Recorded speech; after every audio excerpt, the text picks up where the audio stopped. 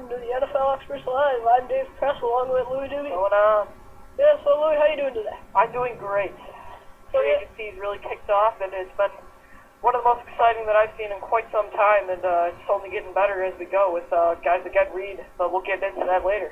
Yeah, today this episode's all about free agency. First off, talking about who signed where, and then talk about some players who haven't signed yet. So we only got 30 minutes on here, so let's get started. All right, yeah, so probably the biggest free agent signing as free agents kicked off Wednesday afternoon was the signing of Mike Wallace, the wide receiver formerly of the Pittsburgh Steelers, now to the Miami Dolphins. It's going to give Tannehill his big-time deep threat. Dave, how do you think about this signing, and does this put the Dolphins maybe in talks to overtake the Patriots, or if not overtake the Patriots, obviously compete for a playoff spot? Well, obviously, I'm a Bills fan, if you don't know, but I'm pretty scared, obviously. I think the Bills can outbeat the Jets this year, but the Dolphins, I mean, they're just scary, and as you see, the Patriots are obviously going down with the loss of Danny Woodhead, obviously Wes Welker, and now the Dolphins are definitely on the increase, and I was thinking about this a couple days ago, I definitely see them winning the division, obviously with Ellerbe, like you said, Wallace, they're trying to get back long, so I think they have a huge chance at winning that division next year. Yeah, I was definitely surprised when I saw the news that Ellerbe left Baltimore. I mean, I thought when Ozzie Newsome and the Ravens decided to trade away Bolden, it was for reasons to keep Ellerbe. And now that you lost Ray Lewis to retirement and Ellerbe to the Dolphins now, it's like, I mean, and speaking of which, right now, it's really, as we speak, Ed Reed and the Texans are nearly close to a deal done, so that might be done by the time we finish the show. So, I mean, if they lose them and they also lose Pulley. But we'll get back to the Ravens, back to the Dolphins. I think they have a legitimate shot at winning the division. But, I mean, like you said, with Wes Welker going to the Broncos, they did lock up Amendola. If he can stay healthy, I think Tom Brady will be all right with that. But it's going to come down close again. But I think you'll see the Dolphins in the playoffs this year. Yeah, well, Amendola is a clear decrease from Wes Welker. Oh, yeah. And like you said about the Ravens, also the loss of Kerry Williams to your Eagles. Yes, that's another thing going.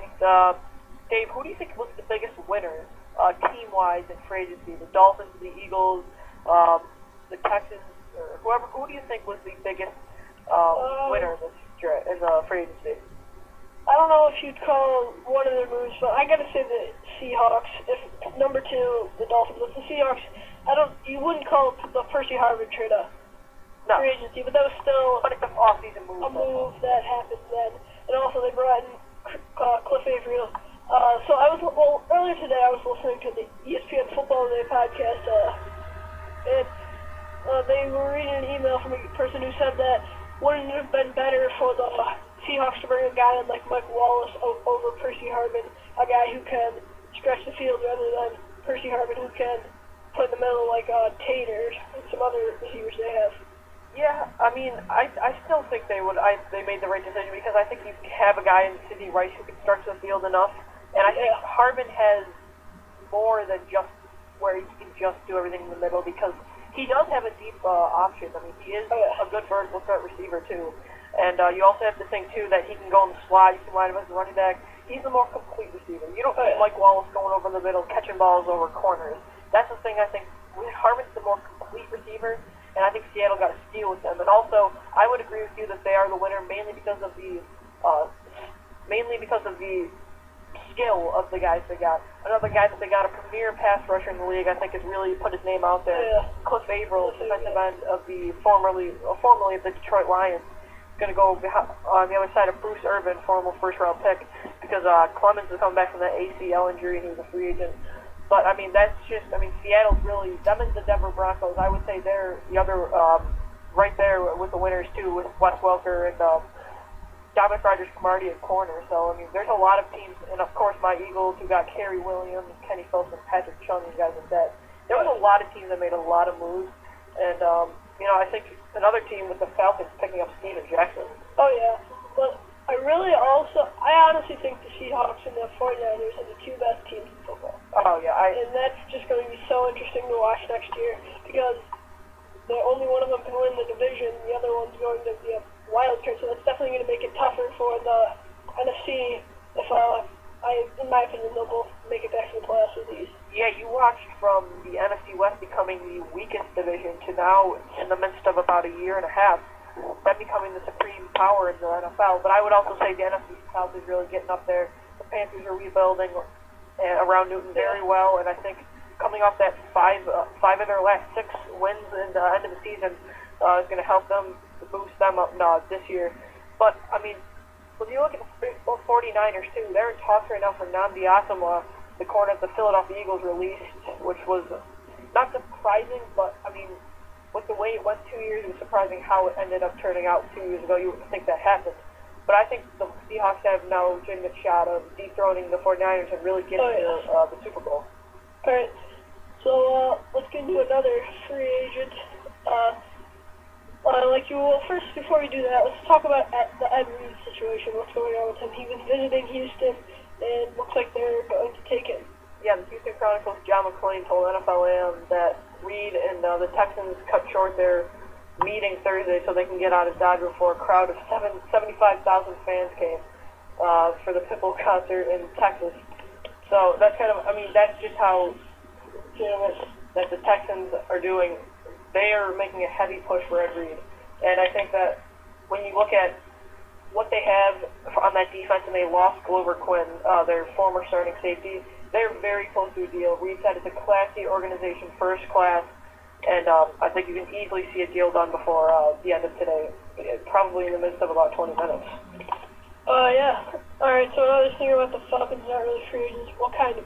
Tony Gonzalez agrees to stay. I don't know how much did they give him the $7 million he asked for, and are they allowing him to skip most or some of training camp? I haven't really read up on that story. I just know he has agreed to come back to play for the Falcons. Yep, you're right. He has a 2-year deal worth $14 million, so he'll be $7 million in both years, like you said. They needed to do that, and I think Gonzalez realized that this team is becoming a legitimate threat to win the Super Bowl. Now signing, finally they got a guy who can contribute to the running game.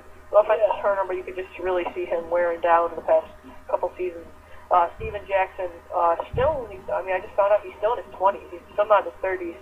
And he can really help that passing game and allow the play action. And I think Gonzalez knew what this team was doing, that they still, one more year, will give him another shot at getting his first ring.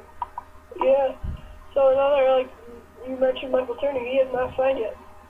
No, and I think it's going to be a role that's minimized. I don't think you're going to see a starting role for him. I think you're going to see him go to a team, maybe the Jets, losing Sean Green to the Tennessee Titans. They don't really, they like Pollard, though, too. Can't forget about him. So I wouldn't be surprised if he goes to a team like that where he'll, contribute to short yardage situations and stuff like that. But moving to the Titans, Dave, Sean Green signed formerly of the New York Jets, signed to the Titans.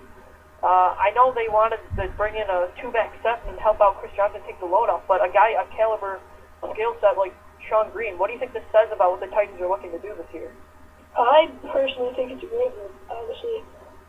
Moving in without Chris Johnson really slept, obviously, as everyone tells him, he ran for 2,000 yards, and he definitely needs help. His flight carries, and Sean Green's he's a complete opposite of Chris Johnson. Unlike Chris Johnson, he's got the speed, he's got the power, so I think he could be a great duo and definitely making their team better. Also, when you talk about their line, they signed Andy Levitre, former offensive guard from the Bills, so they are definitely going up, as you can see. Yeah, you can tell. They needed offensive line. Chris Johnson wasn't shy of saying on NFL Network that the offensive line last year was bad, and they knew it, and that's why they went out to get a great guard, Andy Levitre. I still think you could see them in the draft. Maybe on the other side, the guard's still weak. Taking a guy like Jonathan Cooper out of UN. UNC,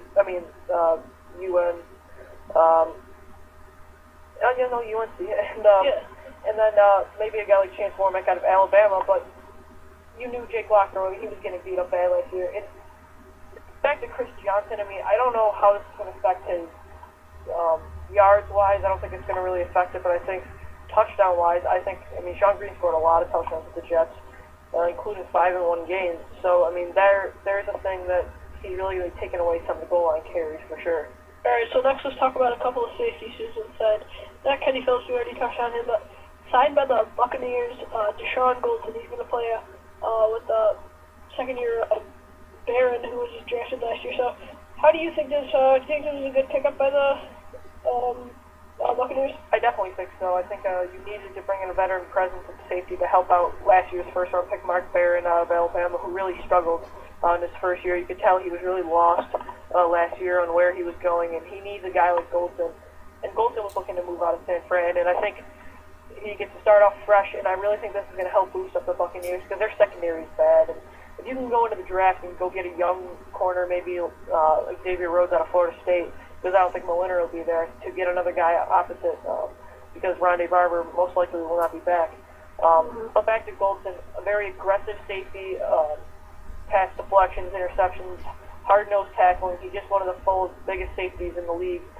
Very underrated one indeed. Was really overshadowed by how good that 49ers defense was.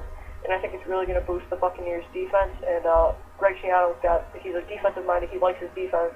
And I think they picked up a good piece to the puzzle, helping them get back to the playoffs this year. All right, the latest signing by the Eagles, we're going to talk about the last guy they signed is Connor Barwin, the linebacker who formerly played for the Texans. I think this is a pretty good move. What do you think about it?